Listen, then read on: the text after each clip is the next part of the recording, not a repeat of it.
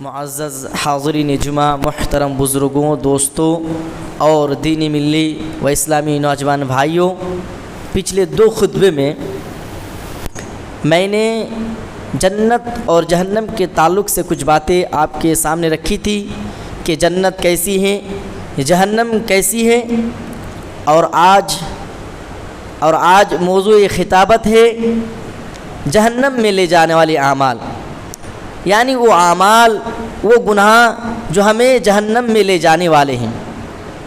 اس موضوع کا مقصد یہ ہے کہ ہم ان گناہوں سے بچیں، ہم ان اعمال سے بچیں جو ہمیں کہے جہنم میں لے جانے والے ہیں۔ تو آج ہم چند ایسے اعمال کا تذکرہ کریں گے جو ہمیں جہنم میں لے جانے والے ہیں۔ ویسے تو جہنم میں جانے والے بہت سارے اعمال ہیں، تو انشاءاللہ آج چند اعمال کا ذکر ہم آپ کے سامنے کریں گے۔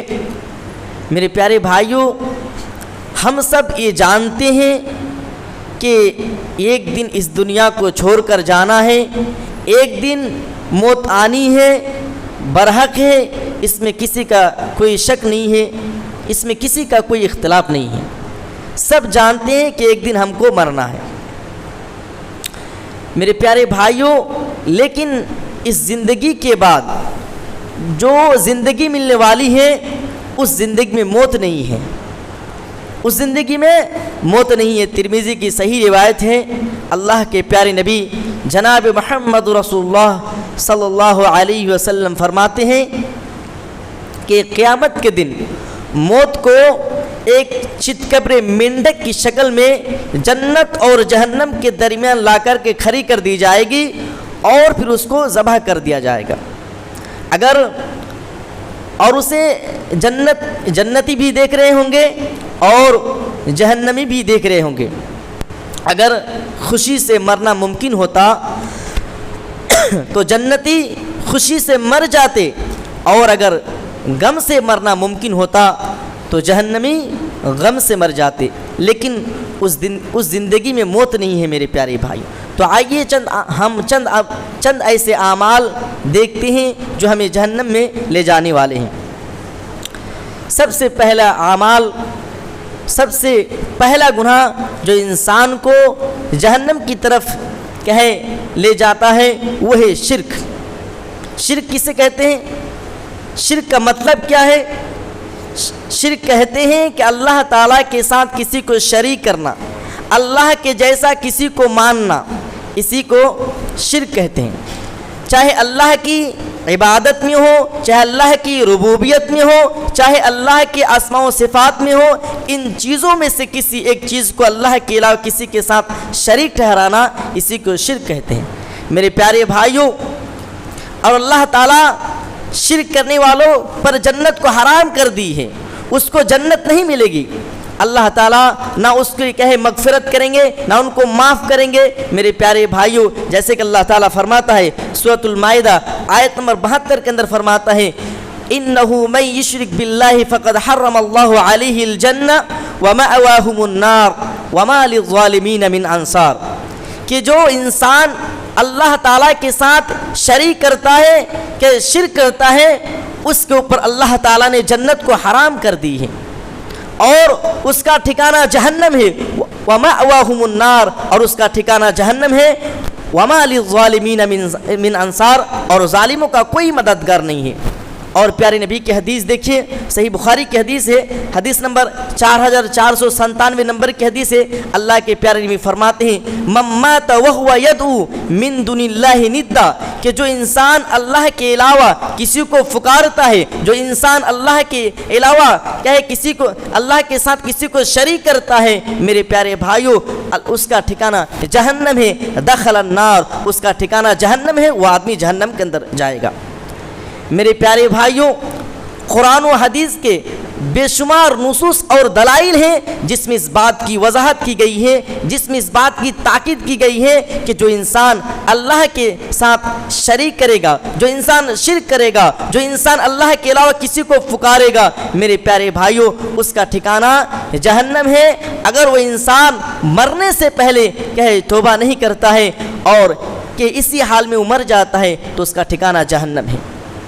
میرے پیارے بھائیوں، افسوس کے ساتھ یہ کہنا پڑتا ہے کہ اگر آج اس امت پر ہم نظر دوڑائیں گے تو کتنے ایسے مسلمان ہیں جو اللہ کو چھوڑ کر کسی اور کو پکارتے ہیں، کتنے ایسے مسلمان ہیں جو اللہ کو چھوڑ کر کسی اور کو پریشانیوں میں، بیماریوں میں کہے، تکلیفوں میں کہے، اللہ کے علاوہ کسی اور کو پکارتے ہیں، کتنے ایسے مسلمان ہیں جو اللہ کے علاوہ کسی اور کو مشکل کشا، کسی اور کو حاجت رواں، کسی اور کو دستگیر، کسی اور کو گنج بخش، کسی اور کو رزق دینے والا، کسی اور کو اولاد دینے والا، کسی اور کو کہے عزت دینے والا بنا کر رکھا ہے۔ میرے پیارے بھائیوں، آج یہ مسلمان کا حال ہے، حالانکہ انہیں معلوم ہے کہ یہ شرک ہے، اور انہیں یہ بھی معلوم ہے کہ اللہ کے علاوہ کوئی کہے مشکل کشا نہیں، اللہ کے علاوہ کوئی حاجت روا نہیں، اللہ کے علاوہ کوئی دستگیر نہیں، اللہ کے علاوہ کوئی کہے گنج بخش نہیں، اللہ کے علاوہ کوئی رزق دینے والا نہیں، کوئی اولاد دینے والا نہیں، کوئی مصیبتوں سے دور کرنے والا نہیں، کوئی مصیبتوں سے نجات دینے والا نہیں، کوئی عزت دینے والا نہیں۔ یہ جانتے ہیں پھر بھی کرتے ہیں۔ میرے پیارے بھائیوں، حد تو یہ ہو گئی کہ ادھر لا الہ کا اقرار کرتے ہیں کہ اللہ کے علاوہ کوئی معبود نہیں، ایک ہی اللہ ہے جو معبود برحق ہے، اس بات کا زبان سے اقرار کرتے ہیں، لیکن پھر بھی اللہ کو چھوڑ کر کسی اور کے سامنے سر جھکاتے ہیں، ماتھا ٹیکتے ہیں، چادریں چڑھاتے ہیں اور ان سے اولاد مانگتے ہیں۔ میرے پیارے بھائیوں، اللہ کے سوا، اللہ کے علاوہ کوئی اولاد نہیں دے سکتا، نہیں دے سکتا۔ اگر کوئی اولاد دے سکتا ہے تو وہ اللہ دے سکتا ہے۔ میرے پیارے بھائیوں، اور اس امت کی حال تو یہ ہے کہ اگر کوئی بیمار ہے تو اس کا تعویذ الگ، اگر کوئی انسان ترقی نہیں کر پاتا ہے تو اس کا تعویذ الگ، اگر میاں بیوی کے درمیان جھگڑا ہے تو اس کا تعویذ الگ، اگر کوئی بچہ کمزور ہے تو اس کا تعویذ الگ۔ میرے پیارے بھائیوں، کبھی ہم نے سوچا، کبھی ہم نے اس بات پر غور کیا کہ اس تعویذ کا تعلق کہاں سے ہے؟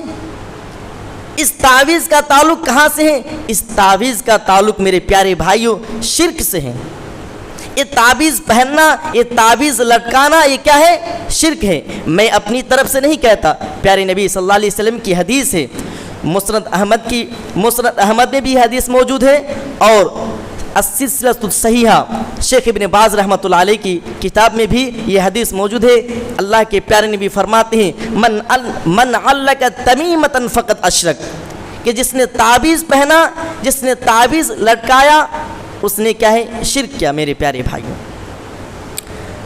پیارے بھائیوں، ہم اللہ پر بھروسہ رکھیں۔ ہم اللہ پر بھروسہ کیوں نہیں رکھے ہیں؟ آپ بیمار ہیں، آپ کے گھر میں کوئی بیمار ہیں، آپ کے رشتہ دار میں کوئی بیمار ہیں، میرے پیارے بھائیوں، آپ شرعی علاج کیجئے، آپ مسنون دعاؤں کے ساتھ دم کیجئے، منع نہیں ہے، لیکن تعویذ پہننا، تعویذ لٹکانا، میرے پیارے بھائیوں، یہ شرک ہے۔ اللہ کے نبی نے اس لیے کہا من علق تمیمۃ فقط اشرک۔ میرے پیارے بھائیوں، اگر کوئی انسان شرک کرتا ہے اور اس حال میں وہ مر جاتا ہے تو اللہ تعالیٰ اس کو معاف نہیں کرے گا۔ شرک کے علاوہ جتنے بھی گناہ ہیں وہ اللہ تعالیٰ کی مشیت کے اوپر ہے، اگر اللہ تعالیٰ چاہے گا تو اسے معاف کر سکتا ہے، معاف کر سکتا ہے، لیکن شرک کو کبھی اللہ تعالیٰ معاف نہیں کرے گا۔ جیسا کہ اللہ تعالیٰ فرماتا ہے، جیسے کہ اللہ تعالیٰ سورۃ النساء آیت نمبر 48 کے اندر فرماتا ہے ان اللہ لا یغفر ان یشرک بہ ویغفر ما دون ذلک، کہ جو انسان شرک کرتا ہے اللہ تعالیٰ اس کو کبھی بخشے گا نہیں، اور شرک کے علاوہ جتنے بھی گناہ ہیں وہ کہ اللہ تعالیٰ ہو سکتا ہے کہ اللہ تعالیٰ معاف کر دے، وہ اللہ تعالیٰ کی مشیت کے اوپر ہے۔ میرے پیارے بھائیوں، یہ شرک تو اتنا خطرناک گناہ ہے کہ اللہ نے اپنے نبیوں سے فرمایا، اللہ نے اپنے انبیاء کرام سے فرمایا وَلَوْ أَشْرَكُوا لَحَبِطَ عَنْهُمْ مَا كَانُوا يَعْمَلُونَ۔ اللہ نے اپنے نبیوں سے فرمایا کہ اگر ہمارے نبیوں نے بھی شرک کیا ہوتا تو اس کے تمام اعمال برباد ہو جاتے، کہ ان کی تمام نیکیاں برباد ہو جاتی۔ اور اللہ تعالیٰ نے اپنے آخری نبی سے بھی فرمایا لَإِنْ أَشْرَكْتَ لَيَحْبَطَنَّ عَمَلُكَ ولا تکونن من الخاسرین، اے نبی اگر آپ نے بھی شرک کر دیا تو آپ کی بھی تمام اعمال برباد ہو جائیں گے، آپ کی تمام نیکیاں برباد ہو جائیں گے۔ میرے پیارے بھائیوں، ہم سوچ سکتے ہیں کہ شرک کتنا خطرناک گناہ ہے کہ اللہ نے اپنے نبیوں سے بھی خطاب کر کے فرمایا کہ اگر آپ نے بھی شرک کر دیا تو آپ کی بھی تمام اعمال برباد ہو جائیں گے۔ میرے پیارے بھائیوں، تو یہ شرک جو ہے انسان کو جہنم کی طرف لے جانے والے جہنم کی طرف لے جانے والے ہیں۔ تو ہم اور آپ کوشش یہی کیجئے کہ کم سے کم اس گناہ سے تو بچیے۔ اور گناہ وہ اللہ تعالیٰ کی مشیت کے اوپر ہے، لیکن شرک بہت خطرناک گناہ ہے میرے پیارے بھائیوں۔ اسی طریقے سے ایک اور گناہ ہے جو انسان کو جہنم کی طرف لے کر جاتا ہے، وہ ہے ارتداد۔ ارتداد کسے کہتے ہیں؟ ارتداد کا کیا مطلب ہے؟ ارتداد کہتے ہیں کہ اسلام قبول کرنے کے بعد، ایمان لانے کے بعد اسلام سے پھر جانا، ایمان سے پھر جانا، اسلام کو چھوڑ کر کسی اور مذہب کو، کسی اور کے دھرم کو قبول کر لینا، اسی کو ارتداد کہتے ہیں۔ اور ایسے شخص کو مرتد بھی کہا جاتا ہے۔ جیسا کہ اللہ تعالیٰ فرماتا ہے سورہ بقرہ، جیسے کہ اللہ تعالیٰ سورہ بقرہ کے اندر فرماتا ہے، آیت نمبر 217 کے اندر اللہ تعالیٰ فرماتا ہے وَمَن يَرْتَدِدْ مِنْكُمْ عَنْ دِينِهِ فَيَمُتْ وَهُوَ كَافِرٌ فَأُولَئِكَ حَبِطَتْ أَعْمَالُهُمْ فِي الدُّنْيَا وَالْآخِرَةِ وَأُولَئِكَ أَصْحَابُ النَّارِ هُمْ فِيهَا خَالِدُونَ۔ اللہ تعالیٰ فرماتا ہے کہ جو اسلام قبول کرنے کے بعد، ایمان لانے کے بعد اسلام سے، ایمان سے پھر جائے، فَيَمُتْ وَهُوَ كَافِرٌ، اور اسی حالت میں یعنی کفر کی حالت میں کہ اس کا خاتمہ ہوتا ہے، فَأُولَئِكَ حَبِطَتْ أَعْمَالُهُمْ فِي الدُّنْيَا وَالْآخِرَةِ، تو اس کا تمام اعمال اس دنیا میں بھی برباد ہے اور آخرت میں تو ہے، تو اس کا تمام اعمال دنیا و آخرت میں برباد ہیں۔ میرے پیارے بھائیوں، جس طریقے سے کوئی انسان اسلام قبول کرتا ہے اور قبول کرنے کے نتیجے میں جو اس نے اسلام قبول کرنے سے پہلے جو انہوں نے برائیاں کی ہوتی ہے، اسلام قبول کرنے کے بعد وہ برائی ختم، معاف، اسی طریقے سے اگر کوئی مسلمان مرتد ہو جاتا ہے تو اسلام لانے کے بعد جو انہوں نے نیکیاں کی، جو انہوں نے اچھائیاں کی، وہ بھی ختم، اور ایسے آدمی کا ٹھکانہ جہنم ہے، ہم فیہا خالدون، جس میں وہ ہمیشہ ہمیشہ رہیں گے۔ میرے پیارے بھائیوں، افسوس کے ساتھ کہنا پڑتا ہے کہ آج کتنے ایسے مسلمان ہیں جو غربت کی وجہ سے مرتد ہو رہے ہیں، کتنے ایسے مسلمان ہیں جو پیسے کی لالچ میں اسلام کو چھوڑ رہے ہیں۔ میرے پیارے بھائیوں، کتنے ایسے مسلمان ہیں جو خوف اور ڈر کی وجہ سے اسلام کو ترک کر رہے ہیں۔ میرے پیارے بھائی، اور اگر ہم نوجوان نسلوں پر نظر اٹھا کے دیکھیں تو عشق و محبت کے نام پر کتنے ایسے نوجوان لڑکے ہیں اور کتنی ایسی نوجوان لڑکیاں ہیں جو عشق و محبت کے نام پر مرتد ہو رہے ہیں، اسلام کو چھوڑ رہے ہیں۔ میرے پیارے بھائیوں، اسلام کو چھوڑ کر کسی اور مذہب کو قبول کر رہے ہیں۔ میرے پیارے بھائیوں، جو بھی ارتکاب کرے گا، جو بھی ارتداد کی راہ کو اپنائے گا، میرے پیارے بھائیوں، اس کا ٹھکانہ جہنم ہے، اس کا ٹھکانہ جہنم ہے۔ تو مرتد ہونا یہ بھی انسان کو جہنم کی طرف لے کر جاتا ہے۔ اسی طریقے سے ایک اور گناہ ہے جو انسان کو جہنم کی طرف لے کر جاتا ہے، وہ ہے جن چیزوں پر ایمان لانا ضروری ہے ان چیزوں میں سے کسی چیز کا انکار کر دینا۔ جیسے اللہ تعالیٰ پر ایمان لانا ضروری ہے، جیسے اللہ کی کتابوں پر ایمان لانا ضروری ہے، فرشتوں پر ایمان لانا ضروری ہے، تقدیر پر ایمان لانا ضروری ہے، قیامت کے دن پر ایمان لانا ضروری ہے۔ اسی طریقے سے کہ جتنی بھی چیزوں پر ایمان لانا ضروری ہے ان چیزوں میں سے کسی چیز کا انکار کر دینا یہ کیا ہے؟ یہ کفر ہے، اور اس کی سزا کیا ہے؟ جہنم ہے۔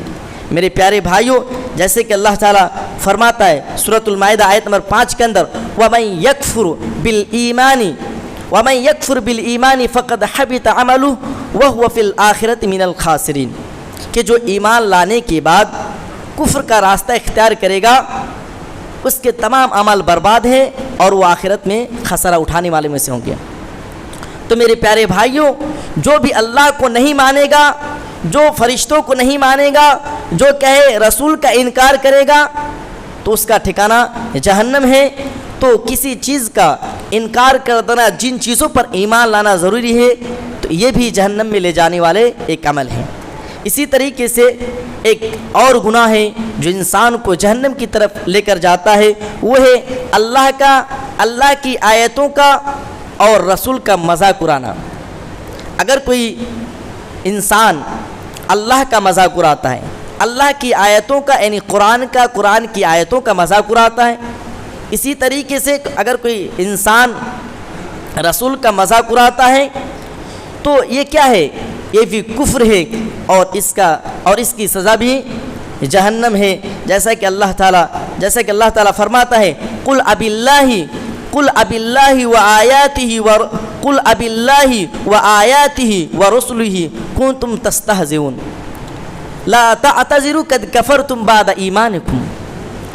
اللہ تعالیٰ فرماتا ہے کہ اے نبی آپ کہہ دیجئے کہ کیا تم اللہ کا مذاق اڑاتے ہو، کیا تم رسول کا مذاق اڑاتے ہو، کیا تم اللہ کی آیتوں کا مذاق اڑاتے ہو، لا تعتذروا تو تم بہانہ مت پیش کرو، قد کفرتم بعد ایمانکم تمہارے ایمان لانے کے بعد، تمہارے ایمان قبول کرنے کے بعد تم کافر ہو چکے ہو۔ تو میرے پیارے بھائیوں،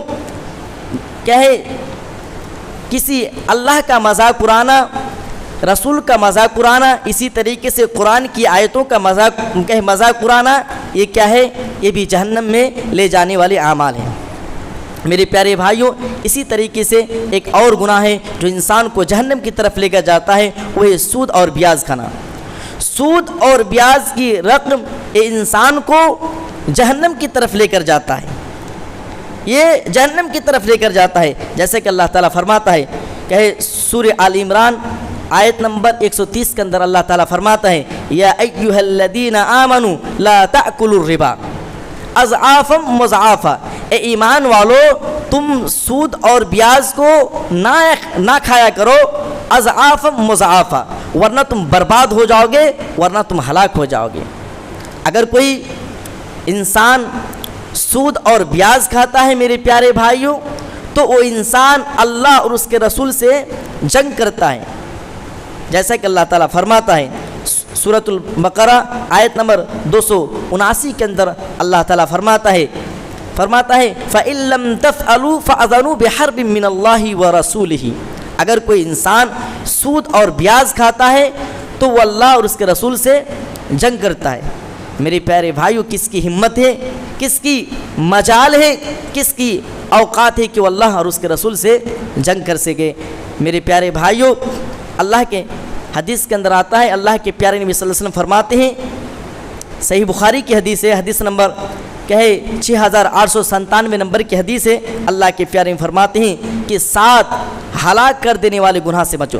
7 ایسے گناہ ہیں جو انسان کو ہلاک کر دیتے ہیں، برباد کر دیتے ہیں۔ پھر جب اللہ کے نبی نے یہ کہا کہ 7 ہلاک کر دینے والے گناہ سے بچو، تو صحابہ کرام نے فرمایا اے اللہ کے نبی وہ کیا کیا ہیں؟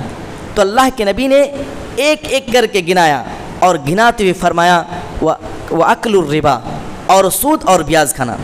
تو میرے پیارے بھائیوں، سود اور بیاج کھانا یہ جہنم کی طرف لے کر جاتا ہے انسان کو۔ ایک اور حدیث دیکھیے، اللہ کے نبی صلی اللہ علیہ وسلم نے سود اور بیاج کھانے والے پر لعنت کی، 4 لوگوں پر لعنت کی ہے۔ سنن ابو داؤد کی حدیث ہے کہ حدیث نمبر 3333 ہے، حضرت عبداللہ بن مسعود رضی اللہ تعالیٰ عنہ بیان کرتے ہیں کہ اللہ کے نبی صلی اللہ علیہ وسلم نے 4 لوگوں پر لعنت کی ہے۔ 4 لوگوں پر، نمبر 1 آکل الربا، سود کھانے والے پر، وموکلہ، اور سود کھلانے والے پر، وشاہدہ، اور اس کی گواہی دینے والے پر، وکاتبہ، اور اس کے لیے لکھنے والے پر لعنت کی ہے۔ تو میرے پیارے بھائیوں، سود اور بیاج جو ہے آج ہمارے معاشرے میں عام ہے، اگر ایک مسلمان اپنے بھائی کو قرض دے رہا ہے تو کس پر؟ سود اور بیاج پر دے رہا ہے، تو یہ بہت بڑا جرم ہے، بہت بڑا گناہ ہے اور انسان کو جہنم کی طرف لے کر جاتا ہے۔ اسی طریقے سے ایک اور گناہ ہے جو انسان کو جہنم کی طرف لے کر جاتا ہے، وہ ہے یتیم کا مال کھانا، یتیم کا مال ناجائز طریقے سے کھانا۔ یتیم وہ ہے جس کے باپ کا انتقال ہو گیا ہو، جس کے سر پر باپ کا سایہ نہ ہو، وہ یتیم ہے۔ اس بے سہارے بچے کا مال کو ناجائز طریقے سے کھانا میرے پیارے بھائیوں، یہ کیا ہے؟ انسان کو جہنم کی طرف لے کر جاتا ہے۔ جیسا کہ اللہ تعالیٰ فرماتا ہے کہ سورۃ النساء آیت نمبر 10 کے اندر، ان الذین یأکلون اموال الیتامی ظلما انما یأکلون فی بطونہم نارا وسیصلون سعیرا، کہ جو لوگ یتیم کا مال ناجائز طریقے سے کھاتے ہیں وہ اپنے پیٹ میں جہنم کی آگ بھرتے ہیں اور عنقریب انہیں جہنم کی آگ میں ڈالے جائیں گے۔ تو یتیم کا مال کھانا میرے پیارے بھائیوں یہ جہنم کی طرف انسان کو لے کر جاتا ہے۔ ہمارے نبی جو تھے میرے پیارے بھائیوں یتیم تھے، ہمارے نبی سے زیادہ یتیم کا درد کون سمجھ سکتا تھا؟ ہمارے نبی یتیم تھے، اسی لیے اللہ کے نبی صلی اللہ علیہ وسلم نے یتیموں کا حق بیان کرتے ہوئے اللہ کے نبی نے فرمایا، انا وکافل الیتیم فی الجنۃ ہکذا واشار بالسبابۃ والوسطی۔ اللہ کے نبی نے فرمایا کہ میں اور یتیم کی پرورش کرنے والے، یتیم کی دیکھ ریکھ کرنے والے، ان کی نگرانی کرنے والے جنت میں اس طرح رہوں گا۔ اللہ کے نبی نے دونوں انگلی کی طرف اشارہ فرمایا کہ واشار بالسبابۃ والوسطی، اللہ کے نبی نے شہادت والی اور درمیان والی انگلی کی طرف اشارہ کر کے فرمایا کہ جیسے یہ دونوں انگلیاں ایک دوسرے سے ملی ہوئی ہے، جیسے یہ دونوں انگلیاں آپس میں جڑی ہوئی ہے، سٹی ہوئی ہے، جو ایک دوسرے سے زیادہ دوری پر نہیں ہے، جو ایک دوسرے سے زیادہ فاصلے پر نہیں ہے، اسی طرح میں اور یتیم کی پرورش کرنے والا جنت کے اندر رہوں گا۔ تو یتیم کی مال ناجائز طریقے سے کھانا میرے پیارے بھائیوں انسان کو جہنم کی طرف لے کر جاتا ہے۔ اسی طریقے سے ایک اور گناہ ہے، وہ ہے بے حیائی کرنا، بدکاری کرنا، زناکاری کرنا۔ میرے پیارے بھائیوں اسلام نے بے حیائی کو بدکاری کو، زناکاری کو حرام قرار دیا ہے، اور جتنے بھی بے حیائی کے راستے تھے اسلام نے ان تمام راستوں کو بند کر دیا۔ آپ اسلام کی تعلیمات پر غور کیجئے میرے پیارے بھائیوں، یہ جو اللہ نے پردے کا حکم دیا، کیوں اللہ تعالیٰ نے پردے کا حکم دیا غیر محرم اور ذی محرم کے درمیان کیوں دیا؟ اس لیے کہ لوگ فتنے میں نہ پڑ جائیں، اس لیے کہ بدکاری اور زناکاری نہ ہو۔ میرے پیارے بھائیوں آپ اللہ کی تعلیمات پر اور رسول کی تعلیمات پر غور کیجئے میرے پیارے بھائیوں، اسی لیے اللہ تعالیٰ فرماتا ہے سورہ اسراء کے اندر آیت نمبر 32 کے اندر فرماتا ہے وَلَا تَقْرَبُوا الزِّنَا إِنَّهُ كَانَ فَاحِشًا وَسَاءَ سَبِيلًا۔ اللہ تعالیٰ فرماتا ہے کہ اے میرے بندو تم زنا کے قریب مت جاؤ، إِنَّهُ كَانَ فَاحِشًا، اس لیے کیونکہ وہ بے حیائی ہے، وَسَاءَ سَبِيلًا، اور بہت ہی برا راستہ ہے۔ میرے پیارے بھائیوں آج یہ گناہ یعنی زنا جو ہے ہمارے سماج کو، ہمارے معاشرے کو دمک کی طرح کھا رہا ہے۔ کیونکہ آج ہم نے شادی کو، نکاح کو مشکل کر دیا ہے اور زنا کو عام کر دیا ہے۔ میرے پیارے بھائیوں اگر کوئی لڑکا شادی کرنا چاہتا ہے تو لڑکے والے لڑکی کے گھر والے کو دیکھتے ہیں کہ وہ ہمارے برادری کا ہے نہیں، وہ ہمارے برابر کا ہے نہیں، وہ جہیز کتنا دے گا، مال کتنا دے گا، وہ پیسے والے ہیں یا نہیں، ان کا گھر کیسا ہے، ان کا مکان کیسا ہے، یہ دیکھتے ہیں۔ اسی طریقے سے لڑکی کے گھر والے بھی لڑکے کے گھر والوں کو دیکھتے ہیں کہ وہ مالدار ہے یا نہیں، وہ ہمارے برادری کا ہے نہیں، وہ ہمارے برابر کا ہے نہیں، یہ دیکھتے ہیں۔ میرے پیارے بھائیوں جو اصل چیز ہے، جو مین چیز ہے، اس کو نہیں دیکھتے۔ حدیث میں دینداری کو دیکھنے کو کہا گیا ہے کہ دینداری کو ترجیح دی جائے، لیکن ان دونوں میں سے آج کے زمانے میں میرے پیارے بھائیوں مالداری کو دیکھتے ہیں، دینداری کو نہیں دیکھتے۔ میرے پیارے بھائیوں آج ہم نے شادی کو، نکاح کو مشکل کر دیا ہے اور زنا کو آسان۔ حدیث میں دینداری کو ترجیح دینے کو کہی گئی ہے، اللہ کے نبی فرماتے ہیں فظفر بذات الدین تربت یدک، کہ دینداری کو ترجیح دی جائے، لیکن آج دونوں، نہ لڑکے والے نہ لڑکی والے، ان دونوں میں سے کوئی جو ہے دینداری کو ترجیح نہیں دیتے ہیں۔ میرے پیارے بھائیوں، اللہ کے نبی نے فرمایا اذا خطب الیکم من ترضون دینہ وخلقہ، اللہ کے نبی نے فرمایا کہ جب تمہاری لڑکیوں کے لیے کسی اچھے گھر کا رشتہ آ جائے، کسی اچھے لڑکے کا رشتہ آ جائے، من ترضون دینہ وخلقہ، جس کا دین بھی اچھا ہو، جس کا اخلاق بھی اچھا ہو، کہے فزوجوہ، تو تم اس سے اپنی لڑکی کی شادی کر دو۔ اللہ کے نبی نے فرمایا میرے پیارے بھائیوں، اور آگے اللہ کے نبی نے فرمایا الا تفعلوا، اگر تم ایسا نہیں کرو گے، اگر دیندار لڑکا آ رہا ہے، دیندار گھر سے رشتہ آ رہا ہے، اگر تم ایسا نہیں کرو گے تکن فتنۃ فی الارض، تو زمین کے اندر فساد ہوگا، وہ فساد عریض، اور بہت بڑا فساد ہوگا۔ تو میرے پیارے بھائیوں، کہے دینداری کو ترجیح دینے کی کوشش کریں میرے پیارے بھائیوں۔ اور ایک حدیث ہے کہ جس گھر میں بے حیائی ہو رہی ہو، بدکاری ہو رہی ہو، زناکاری ہو رہی ہو، اور اس گھر میں کسی کے اوپر کوئی فرق نہیں پڑ رہا ہو، اللہ کے نبی فرماتے ہیں کہ اللہ تعالیٰ قیامت کے دن 3 لوگوں کی طرف نہیں دیکھیں گے، نہ اللہ تعالیٰ ان سے بات چیت کریں گے، نہ اللہ تعالیٰ ان کی طرف دیکھیں گے، نہ کہے ان کے گناہ کو پاک صاف کریں گے۔ اللہ کے نبی نے فرمایا نمبر 1 العاق بوالدیہ، اپنے والدین کو ستانے والا، اپنے والدین سے تعلقات توڑنے والا، اپنے والدین سے رشتے کو توڑنے والا۔ نمبر 2 والمرأة المترجلہ، اور مردوں کی مشابہت اختیار کرنے والی عورتیں۔ نمبر 3 والدیوس، بے غیرت آدمی، الذی یقر فی اہلہ الخبث، جس کے گھر میں بے حیائی ہو رہی ہو، جس کے گھر میں کہے زناکاری ہو رہی ہو، بدکاری ہو رہی ہو، اور اس گھر میں کسی انسان کے اوپر کوئی فرق نہیں پڑ رہا۔ اللہ تعالیٰ کل جو ہے میرے پیارے بھائیوں ایسے آدمی کی طرف قیامت کے دن دیکھے گا بھی نہیں۔ تو زناکاری اور بدکاری جو ہے میرے پیارے بھائیوں یہ انسان کو جہنم کی طرف لے کر جاتا ہے۔ اس کی سزا کیا ہے؟ اللہ کے پیارے فرماتے ہیں اس کی سزا کیا ہے؟ بخاری کی حدیث ہے، حدیث نمبر 747 نمبر کی حدیث ہے۔ حضرت سمورہ بن جندب بیان کرتے ہیں کہ اللہ کے نبی نے ایک لمبا خواب دیکھا، میں مختصر بیان کر رہا ہوں ٹائم کی وجہ سے، لمبا خواب دیکھا اللہ کے نبی نے، اور نبی جو خواب دیکھتے ہیں وہ سچ ہوتے ہیں، وہ حقیقت ہوتے ہیں۔ اللہ کے نبی نے فرمایا کہ ہم لوگوں کا گزر جو ہے ایک تنور کے پاس سے ہوا۔ تنور کسے کہتے ہیں؟ روٹی پکانے والی بھٹی کو تنور کہا جاتا ہے، جو چولہا ہوتا ہے اس کو تنور کہا جاتا ہے، کہ نیچے آگ ہوتی ہے، اوپر روٹی پکتی رہتی ہے۔ تو اللہ کے نبی نے فرمایا کہ ہم لوگوں کا گزر تنور کے پاس سے ہوا، جہاں سے چیخ و فکار کی آواز آ رہی تھی، جہاں سے چلانے کی آواز آ رہی تھی۔ اللہ کے نبی نے فرمایا کہ میں نے جھانک کر دیکھا تو کیا دیکھا کہ ننگے مرد ہیں، ننگی عورتیں ہیں۔ اللہ کے نبی نے فرشتوں سے فرمایا کہ فرشتوں یہ ننگے مرد ننگی عورتیں یہ عذاب کیوں دیا جا رہا ہے؟ فرشتوں نے جواب دیا میرے پیارے بھائیوں، وہ سنیے۔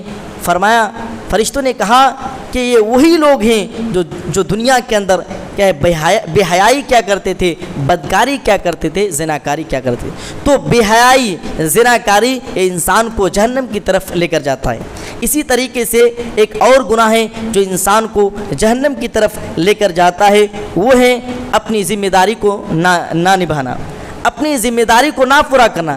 اگر میرے اوپر کوئی ذمہ داری ہے، اگر آپ کے اوپر کوئی ذمہ داری ہے، اگر آپ گاؤں کا پردھان ہیں، اگر آپ گاؤں کا مکھیا ہیں، اگر آپ مسجد کے ذمہ دار ہیں، اگر آپ گھر کے گارجن ہیں، اگر آپ باپ کے بچے ہیں، اگر آپ بھائیوں کے بڑے بھائی ہیں، میرے پیارے بھائیوں، تو آپ کی ذمہ داری ہے، تو ان لوگوں کا ذمہ داری آپ کے اوپر ہے۔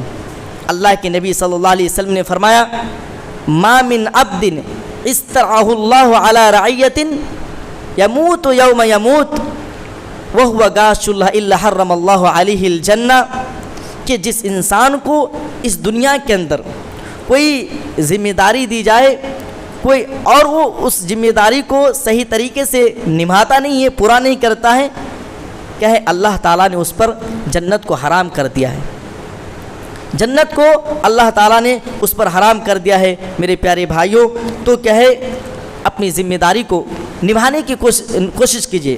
اگر آپ کوئی ذمہ دار ہیں، اگر اللہ تعالیٰ نے آپ کو کوئی ذمہ داری عطا کی ہے، آپ اس ذمہ داری کو نبھانے کی کوشش کریے، اور کوئی یہ نہ سوچے کہ میرے اوپر کوئی ذمہ داری نہیں ہے۔ اگر کوئی بھائی ہے تو یہ نہ سوچے کہ میرے اوپر کوئی ذمہ داری نہیں ہے۔ اگر آپ کے رہتے ہوئے میرے پیارے بھائیوں آپ کی بہن کوئی غلط کام کر رہی ہے تو اس کی تو آپ اس میں ذمہ دار ہیں، اور کل جو ہے اللہ تعالیٰ قیامت میں اس کے بارے میں آپ سے پوچھا جائے گا۔ اگر آپ باپ ہیں اور آپ کے رہتے ہوئے آپ کا بیٹا کوئی غلط کام کر رہا ہے تو آپ سے اللہ تعالیٰ کل اس کے بارے میں قیامت کے دن پوچھے گا۔ میرے پیارے بھائیوں، ایک دوسرے حدیث میں اللہ کے نبی فرماتے ہیں کلکم راعٍ وکلکم مسئول عن رعیتہ، کہ ہر شخص ذمہ دار ہے، تم میں سے ہر شخص ذمہ دار ہے، اور اس ذمہ داری کے بارے میں کل قیامت کے دن میرے پیارے بھائیوں ہم سے اور آپ سے پوچھا جائے گا۔ اسی طریقے سے ایک اور گناہ ہے جو انسان کو جہنم کی طرف لے کر جاتا ہے، وہ ہے ریاکاری اور دکھاوا کرنا۔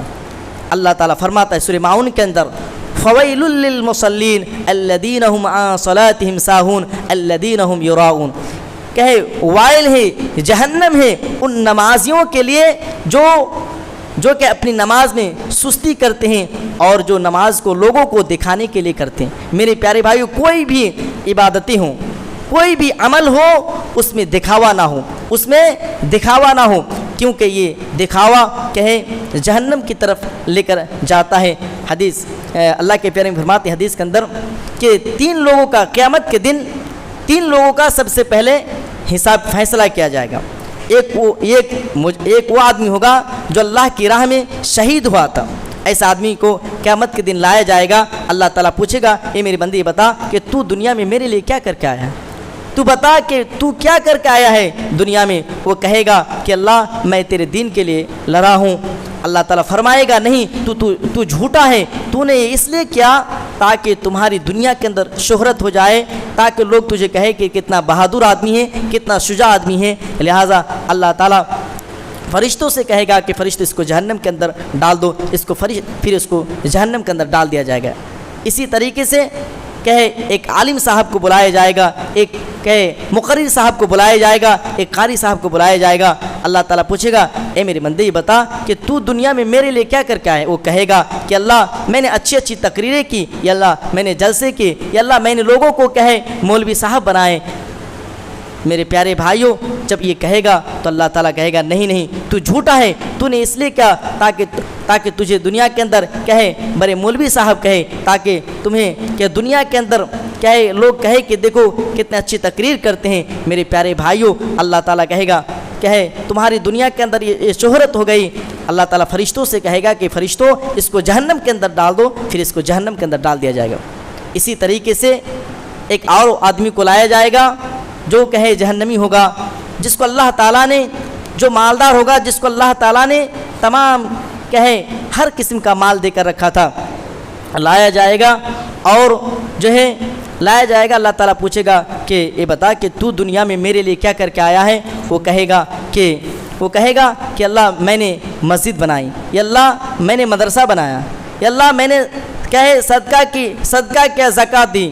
اللہ تعالیٰ فرمائے گا نہیں، تو جھوٹا ہے، تو نے اس لیے کیا تاکہ تمہاری دنیا کے اندر شہرت ہو جائے، اور تمہاری دنیا کے اندر شہرت ہو گئی۔ ویسے تو کہنے کے لیے بہت ساری باتیں ہیں، تو میرے پیارے بھائیوں جیسے کہ میں نے بتایا کہ ریاکاری سے آپ بچیے، کہ جتنے بھی اعمال کیجیے اس میں اللہ کی رضامندی ہو، اس میں اللہ کی خوشنودی ہو۔ میں یہیں سے اپنی بات کو ختم کرتا ہوں۔ ویسے تو کہنے کے لیے بہت ساری باتیں ہیں، لیکن کسی ایک موضوع کو ایک جمعہ میں بیان کرنا ممکن ہی نہیں میرے پیارے بھائیوں۔ آخر میں اللہ تعالیٰ سے دعا ہے کہ اللہ تعالیٰ ہم سب کو جہنم کے اعمال کے جہنم سے بچائے اور کہیں جنت میں جانے والے اعمال کرنے کی توفیق عطا فرمائے. آمین. وآخر دعوانا الحمد للہ رب العالمین.